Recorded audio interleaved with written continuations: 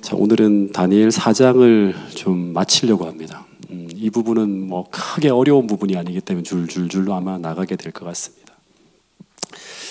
이 다니엘서 1장, 2장, 3장에 거쳐서 이제 계속 하나님께서 이 느부갓네살에게 하나님이 어떤 분이신지에 대한 빛을 비추어 줍니다.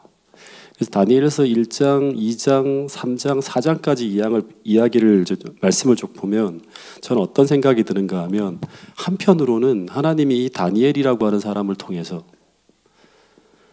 누구를 계속 구원하려고 하는가 하면 이 느부갓네살 이 한 사람을 구원하기 위해서 최선을 다하시는 모습을 보게 됩니다. 다니엘서 2장의 계시도 누구한테 주는 거죠? 원래는 이 느부갓네살이 꿈을 꾼 거잖아요. 그 사람에게 세상 역사를 주관하는 사람은 나야, 다른 신이 아니야 라는 걸 보여주는 거예요. 3장에서 푸무풀 사건이 있었잖아요. 근데 이 푸무풀 사건을 통해서 원래는 하나님을 신실하게 섬기는 이 세 종을 푸무풀에 던졌으면 다른 이방신임은 어떻게 했을 것 같아요? 바로 느부갓네살을 죽이죠. 심판하거나. 근데 하나님이 또다시 기다리는 거예요. 누구를 구원하기 위해서? 이 느부갓네살 한 사람을 구원하기 위해서. 그래서 그 하나님께서 그 끊임없이 계속 빛을 비추어 주시는데 이 왕은 여전히 하나님을 개인의 구주로 영접하지 않고 이 푸무풀 사건이 있고 난 이후에 몇 년이 더 지나가는가 하면 25년이 더 지나갑니다. 그러니까 다니엘 3장하고 4장 사이에 25년의 이 텀이 있습니다. 그러니까 이 다니엘은 이때 나이가 한 50세가 넘어갑니다. 그러니까 20살짜리 청년이라 생각하면 안 돼요. 한 50살이 넘어가는 그런 사람으로 이제 쭉 살아가고 있는데 그러다 드디어 이제 회심하는 4장의 주제는 느부갓네살의 교만과 느부갓네살의 회심입니다. 이 회심하는 이야기가 벌어집니다. 그러니까 하늘나라 가면 우리 느부갓네살을 만날 수 있다 없다 만나게 된다고 하는 것입니다. 근데 이 다니엘서 4장은 성경학자들은 말하기를 성경 전체 중에 가장 특이한 장 가운데 하나라고 합니다. 왜냐하면 보통 성경 기자는 보통은 이스라엘 선지자라든가 이스라엘 사람에 의해서 쓰여지는데 이 다니엘 4장은 이방인이 쓴 거예요. 그것도 대제국의 이교도의 왕에 의해서 기록된 아주 특이한 장이 다니엘 4장입니다. 기록 형식을 보면 이 기록 형식을 보면 다니엘 4장은 이 느부갓네살이 자신이 경험한 회심의 경험을 조서 형식으로 이렇게 쓴 거예요. 조서. 이 왕이 쓴 하나의 공문서죠. 예. 이 조서를 형식으로 써서 이 바벨론에 있는 모든 지방 곳곳에다가 내가 회심했다고 하는 것을 알리는 그런 어떤 걸 반포한 거예요. 다니엘이 이제 왕궁에 있었으니까 이 조서 내용을 그대로 다 적어서 다니엘서에 딱 첨부에 넣은 것이라고 이렇게 이제 주장을 합니다. 그래서 다니엘 4장을 정식 조서로 기록된 형식 가운데서 가장 오래된 문서로 보기도 해요. 아, 이게 정말 가장 오래된 문서, 조서 형식 중에서. 그러니까 어쨌든 이 다니엘 4장을 이제 바벨론의 국가 문서겠죠. 성경으로 카피하여 옮긴 거라서 이 다니엘 4장은 히브리서가 아닌 이 본래 이제 이 당시 바벨론의 언어인 아람어로 쭉 기록되어져 있어요. 예, 히브리어가 아니라 그 원문을 그대로 다 옮겨 적은 거예요. 그래서 이 한번 생각해 보면 이 다니엘이 느부갓네살의 회심에 관한 이 조서가 바벨론 전역에 쫙 반포되어질 때 이때 다니엘은 어떤 기분이었을까요? 너무너무 감격스러웠겠죠. 첫 번째 감격스러운 거는 자신이 너무나 사랑했던 사람, 이 사람의 회심을 위해 평생 기도했던 그 사람이 침례를 받는 거예요. 지금. 예. 이번 주에 우리 침례를 또 2분이 받게 되는데 그때 정말 이분을 인도하기 위해 가르쳤던 사람, 또 그 사람을 위해 기도했던 사람은 너무너무 감격스럽겠죠. 예. 또 하나는 당대 최고의 권력자가 오늘날로 말하면 이 미국 대통령 같은 사람이죠. 중국 대통령 같은, 중국 총리나 아니면 뭐 우리나라의 대통령 같은 사람이 이제 그 하나님을 시인하고 그분을 자기 하나님으로 인정하고 그 사실을 세상에 공포하는 이 장면은 다니엘에게 본다 그러면 이건 바벨론에서 뭐의 시대가 열리는 거예요? 대선교의 시대가 열리는 거예요. 수많은 잡신들이 난무한 곳에서 이제 복음을 전할 수 있는 선교의 문이 바벨론에 활짝 열린 거예요. 그걸 보면서 또 한 번 감격했겠죠. 예. 그럼 이제 그 조서의 내용을 한번 읽어보겠는데요. 다니엘 4장 1절부터 3절의 내용을 먼저 한번 읽어보겠습니다. 시작. 느부갓네살 왕은 천하에 거하는 백성들과 나라들과 각 방언하는 자에게 조서하노라. 원하노니 너희에게 많은 평강이 있을지어다. 지극히 높으신 하나님이 내게 행하신 이적과 기사를 내가 알게 하기를 즐겨하노라. 크도다 그 이적이요 능하도다 그 기사여 그 나라는 영원한 나라요 그 권병은 대대에 이르리로다. 먼저 이 내용을 보면 느부갓네살이 지극히 높으신 하나님이 내게 행하신 이적과 기사를 내가 알게 하기를 즐겨하노라는 말을 해요. 그러니까 하나님이 내게 행하신 이적과 기적을 지금 소개하는 내용이 이 다니엘 4장의 내용이라고 하는 거죠. 근데 하나님이 자신에게 행하신 이적과 기적을 소개하는 걸 뭐라고 하죠? 우리는 간증이라고 하죠. 이 성경은 말하기를 우리가 진심으로 하나님을 만나서 참되게 거듭나게 되면 그 구원받은 기쁨을 반드시 어떻게 하려고 한다? 다른 사람에게 전하게 됩니다. 이거를 뭐라고 하죠? 이 간증을 하는 걸 뭐라고 하죠? 전도라고 하잖아요. 그 전도라는 뭐냐 그러면 내가 만난 그 하나님을 느부갓네살처럼 우러나오는 진실한 말로 타인에게 내가 가지고 있는 최대한의 영향력을 가져서, 그러니까 느부갓네살은 지금 바벨론의 황제잖아요. 그가 세상에 속한 모든 사람들에게 어떻게든 전하려고 하는 거예요. 그래서 뭘 하는 거예요? 내 알고 있는 주변 사람들에게만 하는 게 아니라 그가 가지고 있는 모든 영향력을 총동원해서 온 세상에 조서를 반포하는 거예요. 그거를 뭐라고 하는가 하면 전도인데, 이거는 회심한 사람들에게 나타나는 자연스러운 현상이라고 하는 거예요. 오늘 여러분들이 정말 하나님을 만난 사람들이고 구원받은 기쁨이 있다면 어떻게든 여러분은 여러분에게 행하신 그 하나님의 이적과 기적을 어떻게 한다? 소개하려고 하기 위해서 느부갓네살처럼 최선을 다한다고 하는 거예요. 여러분이 가지고 있는 모든 영향력을 동원해서 최선을 다해 전한다고 하는 거예요. 그래서 시편 66편 16절 17절 말씀입니다. 시작. 하나님을 두려워하는 너희들아 다 와서 들으라. 하나님이 내 영혼을 위하여 행하신 일을 내가 선포하리로다. 내가 내 입으로 그에게 부르짖으며 내 혀로 높이 찬송하였도다. 하나님을 두려워하는 너희들아 다 와서 들으라. 하나님이 내 영혼을 위하여 행하신 일을 어떻게 하겠다? 내가 선포하겠다고 하는 거예요. 그런데 이 다니엘 4장을 통해서 우리가 또 하나 깨닫게 되는 것은 뭔가 하면, 당시 하나님의 사랑의 대상이 하나님을 믿는 민노라고 공언하는 이스라엘 백성만이 아니었다고 하는 거예요. 하나님은 이스라엘 백성들만을 특별히 사랑하고 오직 그들만을 구원하려고 하시고 오직 이스라엘 백성만의 하나님이 되시려고 하시는 분이 아니었다고 하는 거예요. 하나님의 구원의 계획은 이 바벨론을 통해서 온 세상 전부를 구원하는 것이었어요. 온 세계의 하나님이 되시는 게 하나님의 목적이었죠. 근데 이것을 느부갓네살은 이때 비로소 깨달은 거예요. 그래서 여호와 하나님은 다니엘과 이스라엘 백성만을 위한 하나님인 줄 알았는데, 그 지역의 신인 줄 알았는데, 근데 그 하나님이 평생 다른 신을 섬기며 살아온 자신을 그 하나님의 구원의 계획에 포함시켰다고 하는 거예요. 그래서 그토록 기이한 방법으로 구원받게 하시는 것을 자신이 경험했다고 하는 거예요. 다니엘서 2장의 꿈의 해석을 통해 부르시고, 다니엘 3장 푸르불 사건 때도 하나님이 직접 나타나서 자기에게 그 자신을 드러내시고 하시는 이 모든 것들을 보면서 그가 그 사실에 감격해하고 있는 거예요. 그래서 느부갓네살이 뭐라고 하는가 하면 크도다 그 이적이요 능하도다 그 기사여 하는 이런 얘기를 하는 거예요. 여러분, 하나님이 행하시는 최대의 기적이 무엇이죠? 하나님이 행하시는 일들 중에서 하나님의 최고의 어떤 그런, 어떻게 보면 큰 노력과 힘을 들여서 하시는 일이 뭘까요? 하나님이 하시는 일 중에 최대의 기적이 뭐냐고 하면, 천지를 창조하는 것은 하나님 말씀 한마디로 되잖아요. 죽은 사람을 살리는 것, 병자를 고치는 것 다 하나님 말씀 한마디에 끝납니다. 근데 하나님이 하시는 기적 중에 가장 어렵고 가장 오랜 시간이 걸리는 최대의 기적은 이 교회정은 9권 152페이지에 보면 뭐라고 하는가 하면 사람을 변화시키는 것이라고 하는 거예요. 이것이 이적 중에 최대의 기적이라고 합니다. 그토록 악하고 교만하고 정말 나쁜 짓만 하던 사람이 선하고 겸손하고 진실하게 하나님을 섬기는 사람으로 변화되어지는 것.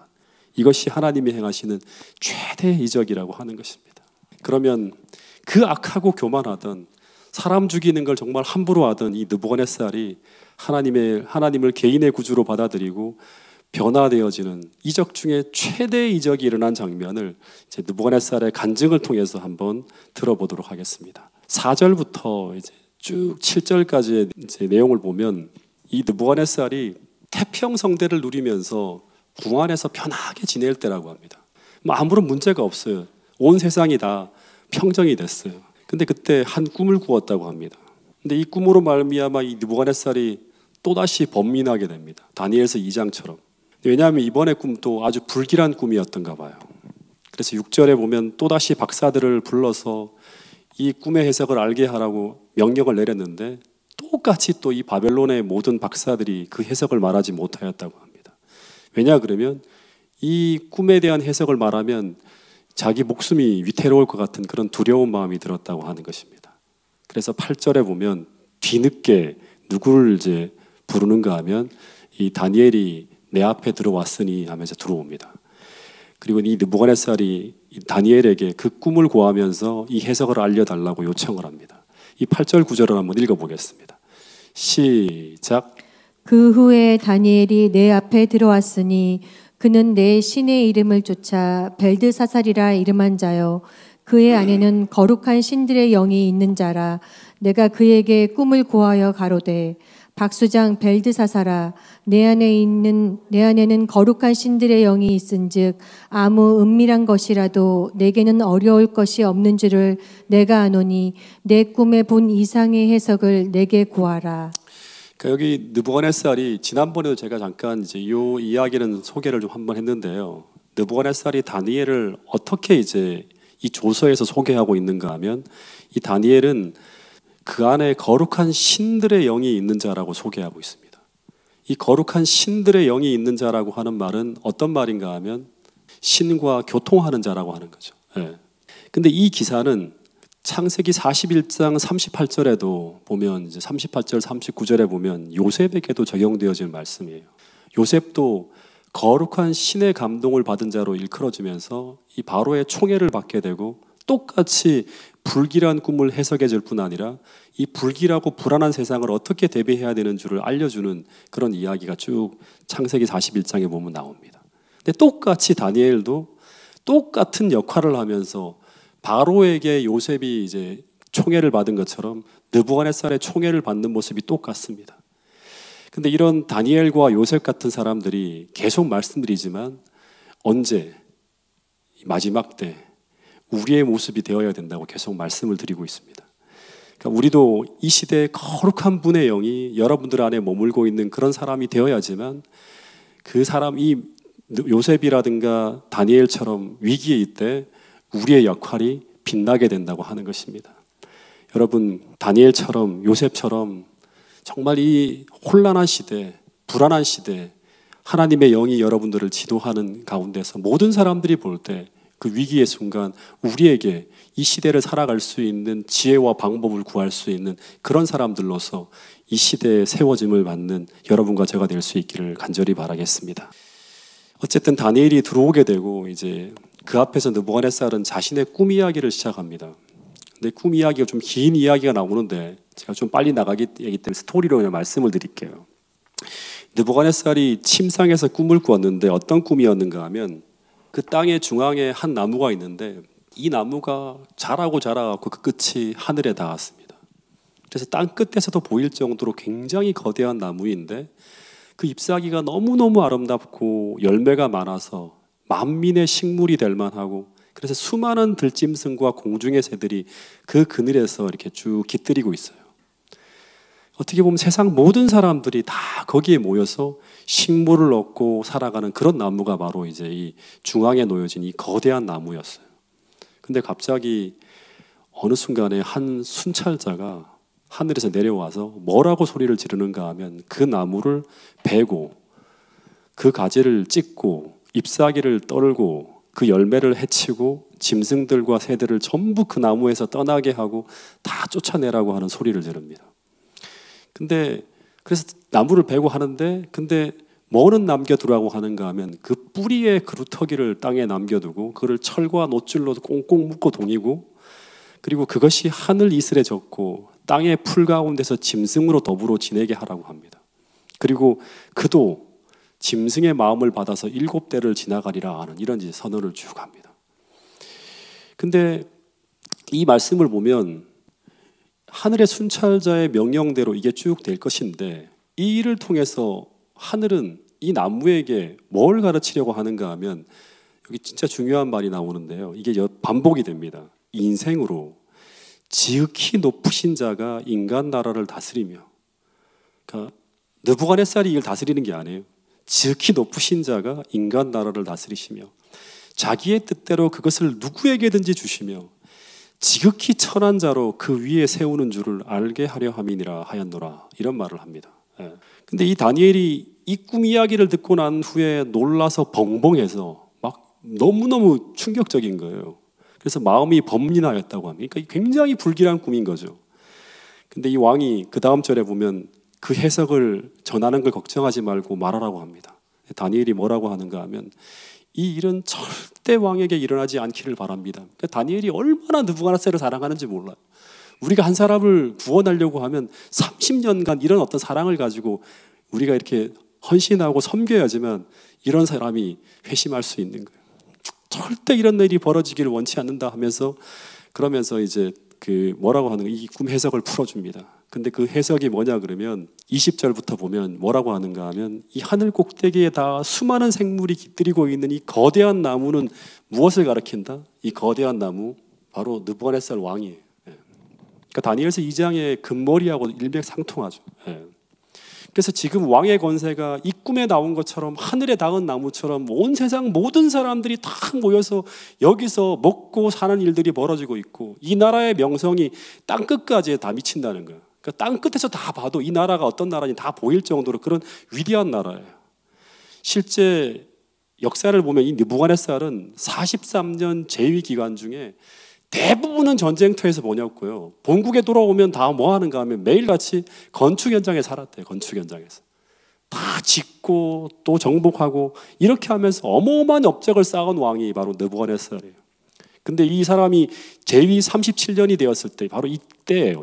이때 근처에 뭐 어디까지 정복하는가 하면 이집트까지 정복하면서 이 느부갓네살은 주변에 어떤 나라도 무서울 것 없는 그런 나라를 만듭니다. 다니엘 4장 1절에 보면 내가 궁에서 평안하게 뭐 한다? 만년을 보냈다고 하는 거예요. 두려울 게 없는 거예요. 그야말로 거대한 나무가 가지와 잎이 무성하고 열매가 풍성해서 수많은 어떤 사람들이 여기서 와서 모여서 먹고 살고 기술을 배우고 하는 일이 벌어지고 조공을 바치고 하는 일들이 벌어지고 땅 끝에서도 보일 만큼 거대한 나무로 서 있었던 나라가 바로 이 바벨론이라는 나라였어요. 근데 갑자기 그때 그 최전성기를 찍고 있을 때 23절에 한 순찰자가 하늘에서 탁 내려와서 이르기를 뭐라고 하는가 하면 그 나무 베버려 그리고 멸해버려라는 선언을 했다고 합니다. 그래서 이 나무가 하늘 이슬에 젖고 들짐승으로 더불어 분량을 같이 하면서 7대 7년을 지내게 될 것이라고 하는 기별이 들려옵니다. 이 말은 무슨 말인가 하면 느부갓네살 왕이 언젠가는 사람에게 쫓겨나서 들짐승처럼 7대를 지낼 것이라고 하는 충격적인 예언을 쭉 하는 거예요. 근데 그 기간 7년을 보내면서 이 느부갓네살은 무엇을 배우게 되는가 하면 또다시 말하지만 무엇을 배우게 되는가 하면 여기 정말 중요한 얘기가 나오죠. 너가 지금 이 세상을 통치하는 게 아니라 지극히 높으신 나라가 인간 나라를 다스리는 줄 알리라. 계속 반복에 나오는 게 이 구절이에요. 그것을 깨달은 후에 왕의 나라가 다시금 하나님과 함께하는 그런 나라로 견고해지리라 하는 이 예언의 말씀을 이 느부갓네살이 듣게 됩니다. 그런데 이런 충격적인 예언을 주시는 목적이 무엇일까요? 이 말씀들은 느부갓네살에게 어떤 기별을 전하고 있는 것일까요? 지금 하늘로부터 온 이 기별은 뭘 말하는가 하면 지금 당신은 잘못 살고 있다고 하는 거예요. 예.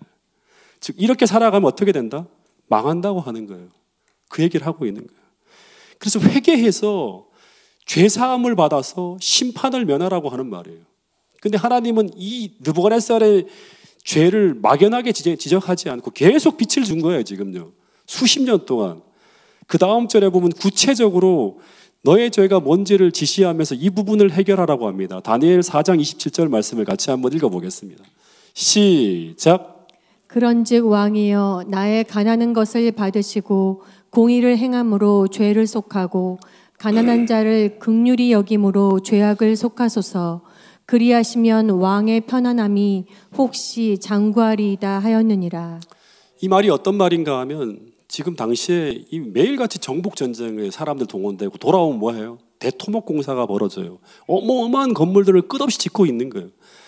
건축에다가 토목공사의 전쟁에 계속 국민들이 막 이제 왔다 갔다 하는데 제대로 먹지도 못하고 혹사당하면서 죽어나가는 수많은 포로들과 역군들이 있었다고 합니다. 그런데 그들에게 뭐 하라? 자비를 베풀라고 하는 거예요. 그래서 그렇게 회개하고 돌이켜 살아가면 그러면 어떤 일이 벌어진다? 이런 예언이 성취되지 않는 그런 어떤 어려운 일을 당하지 않는 길을 살아갈 수 있다고 하는 제안을 하는 거예요. 이 꿈을 꾼 연대가 그 대토목공사가 한창 진행 중인 느부갓네살의 최전성기인 느부갓네살 제2 35년, 그러니까 기원전 569년 정도 즈음으로 이렇게 해석을 해요, 학자들이. 그러니까 또다시 말하지만 풀불 사건이 있은 후 몇 년이 지나간다? 25년이 지나가는 즈음이라고 합니다. 다니엘의 나이는 이때 몇 살인가 하면 53세, 거의 제 나이쯤 되는 거예요. 네. 이 시기는 느부갓네살과 다니엘 사이가 30년 가까이 함께 국정을 논하면서 지내온 사이예요. 그러니까 굉장히 깊은 신뢰가 쌓여있는 그런 관계로 쭉 지나가는 그런 시기였죠. 여러분 20살 때부터 50살까지 어떻게 보면 왕인데 총리로 30년 가까이 격해 두고 이렇게 하는 그런 사례가 있나요? 역사상 거의 그런 사례가 없대요. 계속 바뀌죠. 네. 근데 느부갓네살이 다니엘을 그렇게 총애하면서 평생 그의 곁에 두었던 것은 이 느부갓네살은 무엇을 생각했을까 한번 생각해 보면 이 나라의 번영이 최고 전성기를 찍고 있잖아요. 계속. 누구를 곁에 두었기 때문이다? 다니엘을 곁에 두었기 때문에 나라가 번영한다고 생각하는 확신이 있었기 때문에 30년 동안 그를 버리지 않고 계속 곁에 두었을 거라고 하는 거예요. 마치 요셉을 곁에 두었을 때 요셉과 함께하는 하나님을 보면서 이 보디발이 당시 집안의 큰 복이 요셉을 통해서 임하고 있다고 하는 걸 보면서 이 보디발이 어떻게 하는가 모든 걸 맡기죠. 너 마음대로 하라고. 아마 느부갓네살도 다니엘에게 그렇게 아마 모든 걸 맡기지 않았을까 하는 생각이 들 정도로 이 다니엘은 느부갓네살에게 최고의 신임을 받고 있는 그런 국정 파트너였고 동반자였다는 생각이 들어요. 그런데 다니엘이 그러면서 뭘 했을까요? 매일같이 느부갓네살의 회심을 위해 말하고 전도하고 기도했을 것입니다. 이런 회개를 촉구하는 말씀을 이때만 했을까요? 그렇지 않고 30년 동안 계속 이야기했을 거예요. 근데 계속 듣지 않았겠죠. 그런데 이런 무시무시한 이야기를 다니엘이 그 두려운 왕에게 어떻게 보면 참모 중에 어떤 누구도 그런 말을 할 수 없는 그런 이 무시무시한 말을 거침없이 말할 수 있었던 것은 느부갓네살과 다니엘 사이의 관계가 어떤 관계였다? 이런 말을 할 만큼 정말 깊은 신뢰의 관계, 사랑의 관계로 놓여져 있었기 때문에 가능한 일이었다고 하는 것입니다. 여러분 우리도 전도하려 그러면 마찬가지입니다. 때에 맞추어 전도가 이루어지려면 세상 사람들과의 관계가 이런 깊은 신뢰와 사랑의 관계로 쌓여 있어야지만 이런 하늘의 기별과 초청의 기별을 우리는 거침없이 전할 수 있는 그런 사람이 그런 사이가 될 수 있다고 하는 것입니다. 여러분 다시 한번 여러분 주변에 있는 노인 전도해야 될 대상들을 생각하면서 오늘 내가 느부갓네살처럼 이런 사랑하는 마음을 가지고 기도하고 있고 섬기고 있는지 여러분 자신과 또 제 자신을 한번 점검해 볼 수 있는 이 시간이 되었으면 좋겠습니다. 어쨌든 하나님은 이 느부갓네살에게 1년의 은혜의 기간을 이제 회개할 기회로 주십니다. 그러니까 하나님이 일하시는 방법을 보면 먼저 경고를 하신 후에 언제나 뭐를 먼저 주시는가 하면 집행을 하지 않고 뭐를 하실까요? 집행. 잘못을 하고 있는데 집행유예 기간을 주십니다. 이걸 가지고 뭐라고 하는가 우리는 은혜의 시기라고 합니다. 그래서 이 은혜의 기간 동안 회개함으로 말미암아 예고되어진 심판을 면제받을 기회를 줘요. 노아 홍수 120년도 마찬가지죠. 딱 하고 난 다음에 바로 홍수가 오는 게 아니잖아요. 40일 후에 심판되어진다고 하는 기회를 주고 바로 하는 게 40일 동안 유예 기간을 주십니다. 북방 이스라엘, 남방 유다 마찬가지로 선지자들을 통해서 계속 경고와 은혜의 기간이 주어집니다. 그런데 니느웨처럼 그 기별을 듣고 돌이키면 어떻게 된다? 심판을 면하게 되지만 돌이키지 못할 때는 심판을 면하지 못하게 된다고 하는 것입니다. 마찬가지로 느부갓네살 개인에게도 하나님은 회개하기를 바라면서 은혜의 기간이 주어집니다. 그런데 이 은혜의 기간을 느부갓네살이 어떻게 한다? 처음에는 뜨끔하면서 뭔가 내가 잘못 살고 있구나 생각을 하고 돌이키려고 하다가 다시금 원래대로 돌아갑니다. 그래서 이 은혜를 헛되이 받고 말아요. 그래서 28절부터 30절에 보면 이 모든 일이 나 느부갓네살에게 임하였다고 하는 그런 말씀이 이제 간증으로 들려지는데요. 한번 같이 읽어보겠습니다. 다니엘 4장 28절부터 30절 말씀입니다. 시작. 이 모든 일이 다 나 느부갓네살 왕에게 임하였느니라. 12달이 지난 후에 내가 바벨론 궁 지붕에서 거닐세 나 왕이 말하여 가로되 이 큰 바벨론은 내가 능력과 권세로 건설하여 나의 도성을 삼고 이것으로 내 위엄의 영광을 나타낸 것이 아니냐 하였더니, 이 생각은요 정말 이 느부갓네살이라고 하는 사람이 얼마나 교만한 사람이었는지를 보여주는 모습이에요. 그는 두 번에 걸쳐 하나님의 놀라운 이적을 볼 수 있는 기회가 주어졌고, 그리고 다니엘이라고 하는 하늘에서 보내준 최고의 선지자를 통해서 계속 하나님이 이 세상 나라를 다스리면서 그의 뜻대로 누구에게든지 이것을 주실 수 있다고 하는 것을 계속 알려주고 있었어요. 그리고 이 바벨론의 번영이 단지 느부갓네살의 힘이 아니라 하나님이 주신 최고의 선물인 다니엘 같은 사람이 곁에 있었기 때문에 40년 동안 최고의 번영과 안전을 누릴 수 있었다고 하는 것을 누구보다도 잘 알고 있는 사람이 누구인가 하면 느부갓네살이에요. 근데 그것을 어떻게 하지 않는다? 인정하지 않는다고 하는 거예요. 그리고 오직 나 혼자 잘나서 이런 대제국을 이룰 수 있다고 하는 이루었다고 하는 착각을 하면서 이 모든 영광과 찬사를 누구에게 돌린다? 자신에게 돌리는 거예요. 이게 최고로 어리석은 거예요. 그래서 결국 느부갓네살로 하여금 하나님을 만나지 못하게 하는 가장 큰 죄는 뭔가 하면 교만이라고 하는 거예요. 이 교만은 하나님을 거부하고 하나님을 의지하지 못하게 합니다.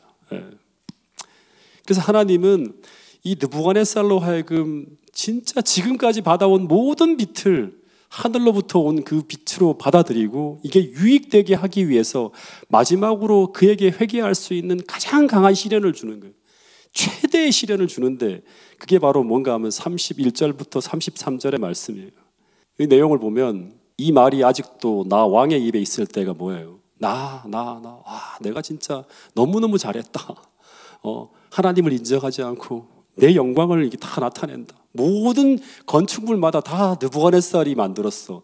느부갓네살 때문에 이 모든 것이 이루어졌어. 다 느부갓네살을 소리 지르는 거예요. 바벨탑이 인간을 찬양하잖아요.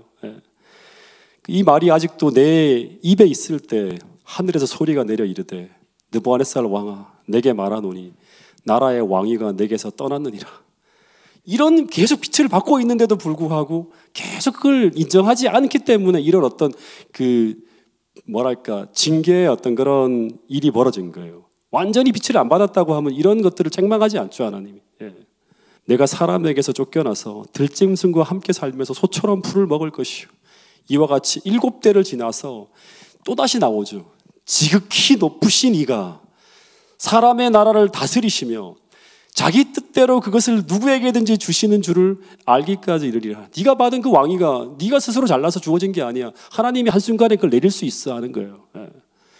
이 성경절이 계속 반복되고 있는데 이것이 2장의 중심 주제 성경절이자 다니엘서 전체의 중심 성경절이에요.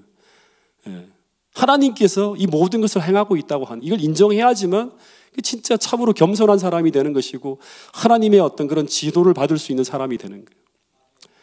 근데 이런 선언이 있은 후에 바로 이때 이 일이 나 느부갓네살에게 응함으로 내가 사람에게 쫓겨나서 머리털이 독수리털같이 자랐고 손톱은 새발톱같이 되었더라 합니다. 이 말씀처럼 느부갓네살은 들짐승과 함께 살면서 소처럼 풀을 뜯어먹으면서 사는 이 병에 걸려서 몇 년의 세월을 보낸다? 7년의 세월을 보낸다고 하는 거예요. 이 병을 리칸드로피 병이라고 하는데, 이 병은 자기를 짐승으로 생각하면 짐승처럼 생각하는 정신병이라고 합니다. 근데 놀라운 것은 1975년도에 이제 이 그레이슨 교수라고 하는 사람이 이제 바벨론의 이 고고학 발굴을 통해서 나오는 이 점토판 문서를 이렇게 쭉 번역을 하면서 이 느부갓네살의 정신 이상을 암시하는 내용이 해석되어져서 그걸 출판물에 이제 출판한 내용이 있는데, 그 내용을 읽어보면 다 인용하지 않고 몇 개만 인용을 해서 읽어드리면, 느부갓네살은 생각을 했는데 그의 생애는 아무 가치가 없는 것으로 나타났다. 그러니까 짐승처럼 사는 거예요. 지금까지 모든 지혜, 이게 아무런 의미가 없이 이상하게 행동하고 있는 거예요. 그는 전혀 다른 명령을 내렸다. 그 지혜롭고 똑똑한 왕이 똑똑한 명령을 내리는 거예요. 그는 자신의 입으로 나오는 말을 주의하지 않았다. 그는 자녀들에게 사랑을 보이지 않았다. 그는 마르둑을 향하여 슬피 울었다. 그는 애월 마르둑에게 나쁜 권면을 하였다. 자기 아들에게 엉뚱한 나쁜 권면을 막 하는 거예요. 쫓겨나기 직전에 그가 비정상적으로 행동했다고 하는 기록이 점토판 문서에 기록되어져 있습니다. 그러니까 이게 사실이죠. 이게 7년의 세월을 쭉 보내는 거예요. 근데 이렇게 예언되어진 7년의 기간을 보낸 후에 그가 어떻게 회복되어지는가 하면 34절에 보면 기한이 참해. 몇 년의 기한? 7대예요. 하나님이 예언되어진 7대의 기간을 딱 보내고 난 다음에 그가 어떻게 회복되어졌는가 하면 34절에 보면 기한이 참해. 그가 느부갓네살이 하늘을 우러러 보았더니 라는 말이야. 땅을 보는 게 아니라 하늘을 우러러 보았더니 어떻게 되었다? 내 총명이 내게 다시 돌아왔다고 합니다. 여러분, 이 말이 어떻게 보면 되게 중요한 말이겠죠. 아마 많이 들었을 거예요. 헬라어로 사람을 뭐라고 한다? 인류를 안스로포스라고 하죠. 안드로포스, 안스로포스라고 하는데, 이제 이게 어떤 단어인가 하면 그 위를 쳐다보는 자라고 하는 뜻이라고 합니다. 동물들은 다 땅을 바라보며 살아요. 아래로. 근데 오직 사람만이 직립하여 서서 하늘을 바라볼 수 있는 존재라고 하는 거예요. 다시 말하면 사람만이 생각하고 판단해서 하나님을 찾을 수 있는 영적인 존재라고 하는 말이죠. 그래서 이 말씀은 또 한편으로 어떤 의미인가 하면, 인간은 하늘을 바라봐야지만 정상적으로 살 수 있다고 하는 것입니다. 왜냐하면 우리 인간은 하늘에 하나님이 계시고 그분이 세상 만사와 또한 나의 삶에 대한 모든 계획을 가지고 계시다고 하는 것을 인정하지 않으면 우리는 어떻게 살 수 있다? 교만하게 살 수 있다고 하는 거예요. 그러면 우리는 하나님이 주시는 교훈을 배우지도 받지도 않고 무시하며 살아가게 됩니다. 교만은 패망의 선봉이요 넘어짐의 앞잡이라고 하는 것처럼 우리는 반드시 느부갓네살처럼 어떻게 살 수 있다? 실패하며 살 수 있다고 하는 거예요. 여러분, 골로새서 3장 1절 2절의 말씀을 보면 거듭난 모든 사람들은 어떻게 사는가 하면 위를 바라보며 산대요. 하늘을 우러보며 살아가게 되어 있다고 합니다. 이 말씀을 같이 한번 읽어보겠습니다. 골로새 3장 1절부터 2절 말씀입니다. 3절까지 말씀입니다. 시작. 그러므로 너희가 그리스도와 함께 다시 살리심을 받았으면 위의 것을 찾으라. 거기는 그리스도께서 하나님 우편에 앉아 계시느니라. 위의 것을 생각하고 땅의 것을 생각지 말라. 이는 너희가 죽었고 너희 생명이 그리스도와 함께 하나님 안에 감추었음이니라. 이 느부갓네살이 이제 하늘을 우러러 보면서 예고했던 모든 일이 벌어지고 그가 다시 하나님 말씀대로 다시금 되어진 것을 보면서 뭐라고 하는가 하면, 이제 여호와 하나님을 뭐라고 하는가 하면, 예전에는 다니엘의 하나님이라고 하잖아요. 항상 너의 하나님, 아벤느고의 하나님 이렇게 얘기하지만, 이제는 무슨 하나님이라고 한다? 나의 하나님으로 여호와 하나님을 선포합니다. 그 하나님이 나의 하나님이 된 거예요. 그리고 34절부터 37절에 보면 그는 하나님을 찬양하면서 37절에 아주 의미심장한 말을 하면서 조서를 마쳐요. 그러므로 지금 나 느부갓네살이 하늘의 왕을 찬양하며 칭송하며 존경하나니 그의 일이 다 진실하고 그의 행하심이 의로우심으로, 결론이 뭐예요? 무릇 교만하게 행하는 자를, 자기잖아요. 교만하게 행하는 자를 어떻게 한다? 그분이 능히 어떻게 한다?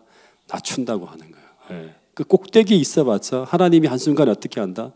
낮출 수 있다고 하는 거예요. 여러분, 결국 회심했다고 하는 것은, 진짜 우리가 거듭났다고 하는 것은 교회를 다니는 것을 의미하는 것도 아니고 침례를 받은 것들을 의미하는 것도 아니고, 결국 회심했다고 하는 것은 스스로 자신을 하나님 앞에 겸손히 낮출 수 있는 겸손한 마음을 갖고 하나님과 동행이 가능한 삶을 살아가게 되는 거예요. 이게 바로 뭐냐면 회심했다고 하는 증거예요. 느부갓네살의 삶을 우리가 두고 본다면. 그래서 겸손하지 않은 사람은 어떤 사람이다? 회심하지 않은 사람이에요. 예. 그 안에는 안전함이 없고, 그 안에는 하나님이 주시는 행복도 없고, 그 안에는 하나님이 주시는 성공도 없습니다. 불안한 삶을 계속 살아가는 거예요. 여러분, 오늘 다시 한번 느부갓네살의 삶을 통해서 하나님 앞에 정말 겸손하게 우리 자신을 낮출 수 있는, 하나님과 동행이 가능한 그런 삶을 살아가기로 여러분 모두가 결심하고 그런 선택을 할 수 있는 지혜로운 분들이 될 수 있기를 간절히 바라겠습니다. 마지막 하나만 더 얘기하면, 이 다니엘 4장을 공부하면서 우리는 이 느부갓네살 한 영혼을 구원하기 위해서 다니엘 1장, 다니엘을 보내셔서 느부갓네살을 만나게 하시고 꿈꾸게 하시고 풀불 사건을 통해 나타나시고, 더하여 25년 동안 기다리고 또 기다리셔서 또다시금 꿈을 통해 그에게 말씀하시고, 또다시 7년을 그 험한 삶을 살아가도록 만드시는 거예요. 회개하지 않는데 또 7년의 기회를 또 주는 거예요. 그를 구원하시기 위해서 모든 것들을 다 하시고 한 영혼을 구하기 위해서 끈질긴 사랑을 보여주시는 우리 하나님의 모습을 놓치지 않고 볼 수 있게 되기를 간절히 바라겠습니다. 그러면서 느부갓네살을 구원하신 하나님을 보면서 그 어떤 영혼도 하나님은 포기하지 않으신다. 그 생명이 마치는 순간까지 그에게 희망이 있다면 하나님은 최선을 다하신다고 하는 사실을 우리 모두가 알게 되기를 간절히 바라고, 그리고 하늘에 가서 느부갓네살을 우리가 꼭 만났으면 좋겠습니다. 거기서 또 한 번 이렇게 저에 듣는 간증이 아니라 직접적으로 이 느부갓네살의 그 기가 막힌 간증을 우리가 하늘에서 다 듣게 되기를 간절히 바라면서 오늘 말씀을 줄이도록 하겠습니다.